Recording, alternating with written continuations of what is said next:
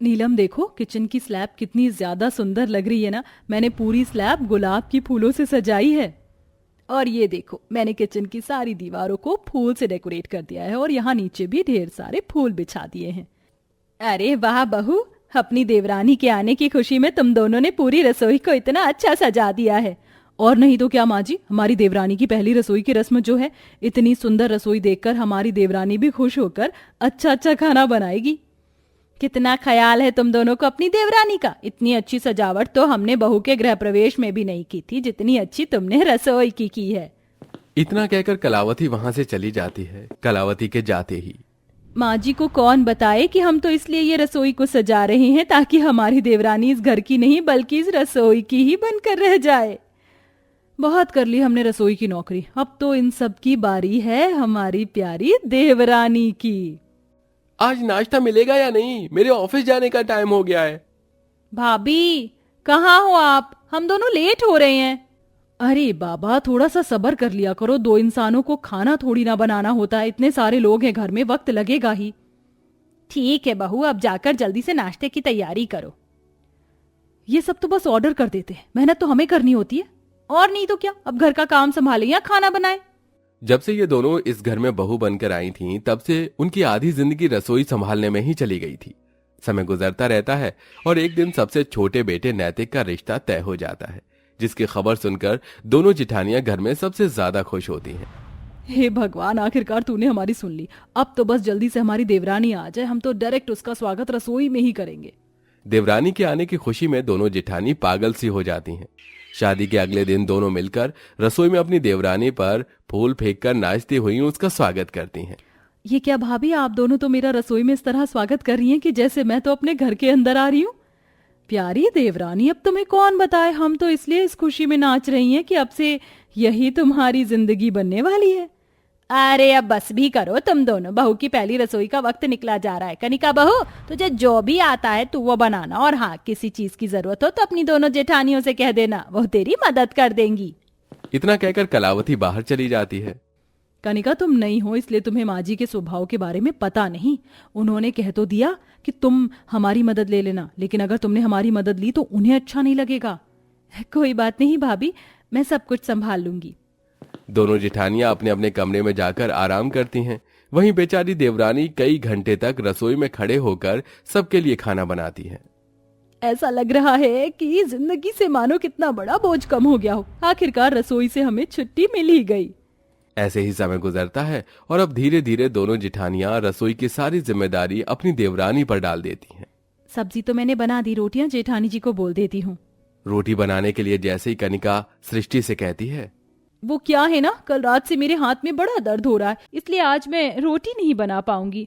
और नीलम के भी सर में दर्द है। कोई बात नहीं भाभी, आप आराम कर लीजिए, मैं ही रोटी बना लूंगी। बेचारी कनिका फिर से गर्मी में दोबारा किचन में जाती है और घर में सबके लिए ढेर सारी रोटी बनाने लगती है। कनिका को इस तरह खाना बनाते देख दोनों जिठानियां काफी खुश होती हैं और ऐसे ही अब दिन गुजरने लगते हैं। बहू, आज संडे है तो तू मेरे लिए डोसा और सांभर बना दे। और भाभी, मेरे लिए तो आप नूडल्स बनाना। और मैं तो चीज बर्गर खाऊंगा। और हमारे लिए तो तुम बस छोले भटूरे बना देना। हे भगवान, इतना सारा नाश्ता मैं अकेले कैसे बनाऊंगी? अरे मैं तो भूल ही गई थी, मेरी तो दो दो जेठानियां हैं। आज हम तीनों मिलकर साथ में सबके लिए नाश्ता बनाएंगे। कनिका जैसे ही एक एक करके अपनी जेठानियों के कमरे में उन्हें बुलाने के लिए जाती है तो देखती है कि उसकी दोनों जेठानियां अभी तक सो रही हैं। सृष्टि भाभी, उठिए। भाभी, आज ढेर सारा नाश्ता बनाना है, मुझे आपकी मदद चाहिए।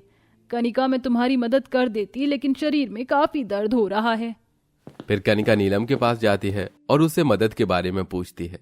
नहीं कनिका, मैं नहीं कर पाऊंगी, कुछ सर में दर्द है। ऐसा लग रहा है कि मैं बस चक्कर खाकर गिरने वाली हूँ।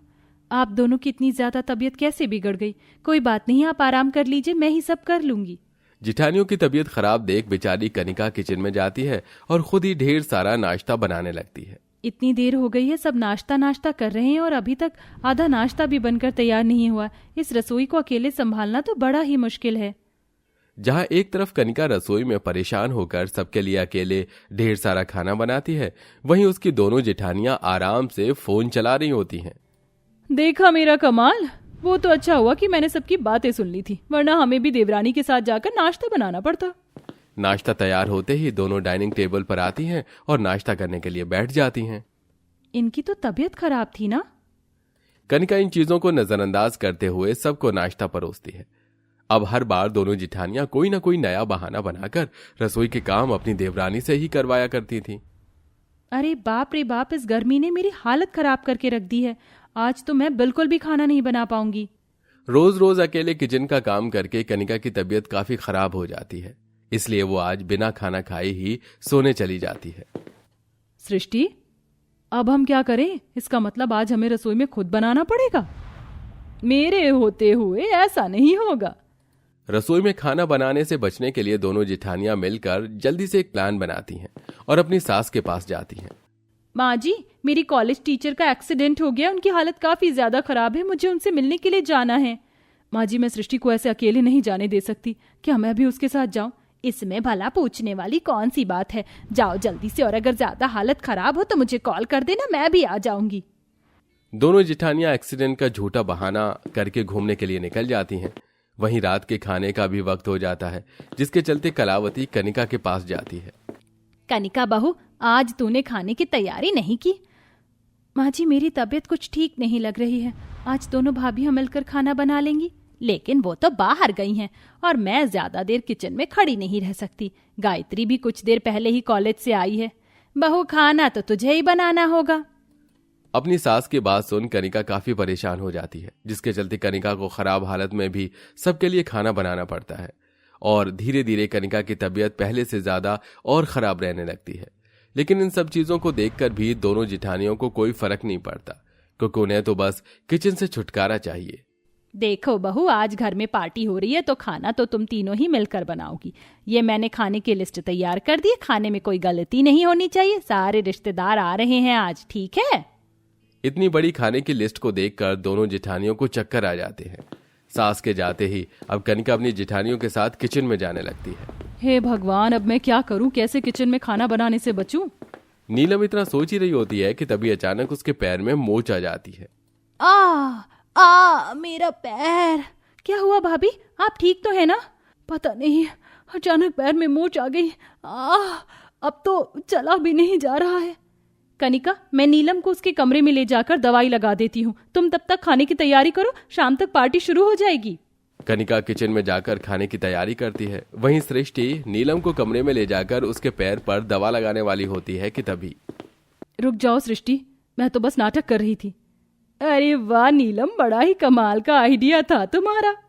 अब जहां दोनों जिठानियां पार्टी के लिए रेडी होती हैं, वहीं बेचारी कनिका किचन में खड़ी होकर खाना बनाने लगती है।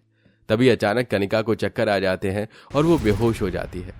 थोड़ी देर में गायत्री किचन में आती है। अपनी भाभी को बेहोश देख वो जल्दी से सबको बताती है। थोड़ी देर में डॉक्टर भी आ जाता है।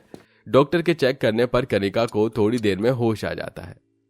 देखिए, लगता है ये कुछ ज्यादा ही काम करती हैं, तभी इनके शरीर में काफी ज्यादा कमजोरी आ गई है। मैंने इंजेक्शन लगा लिया है, बस आप इन्हें खाना अच्छा खिलाइए और दवाई खिलाते रहिएगा।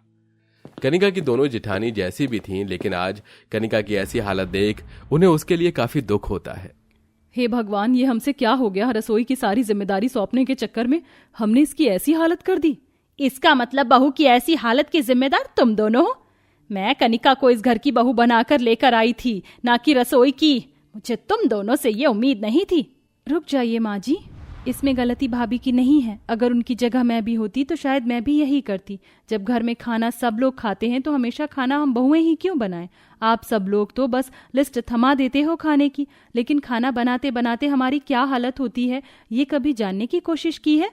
तो ठीक कह रही है बहू, इन दोनों के साथ साथ गलती हमारी भी है। अगर हम भी रसोई के कामों में इनकी मदद करते तो ऐसा नहीं होता। हमें माफ कर देना बहू। कलावती के साथ साथ घर में बाकी सभी को अपनी भी गलती का एहसास होता है। वहीं दोनों जिठानी भी अब अपनी देवरानी से माफी मांगती हैं, जिसके बाद घर की बहू के साथ साथ अब घर के बाकी लोग भी रसोई और घर के कामों में भी उसकी मदद करते हैं।